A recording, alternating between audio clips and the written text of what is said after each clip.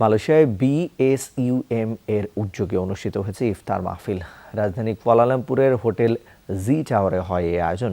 পবিত্র কোরআন তেলাওয়াতের পর দুই দেশের জাতীয় সঙ্গীত পরিবেশনার মাধ্যমে শুরু হয় এই অনুষ্ঠান। এতে সভাপতিত্ব করেন আয়োজক সংগঠনের সভাপতি আলমগীর চৌধুরী আকাশ। অনুষ্ঠানটি পরিচালনা করেন সহ সভাপতি মোহাম্মদ জহিরুল ইসলাম এবং সাধারণ সম্পাদক মোহাম্মদ নাসিম আরাফাত।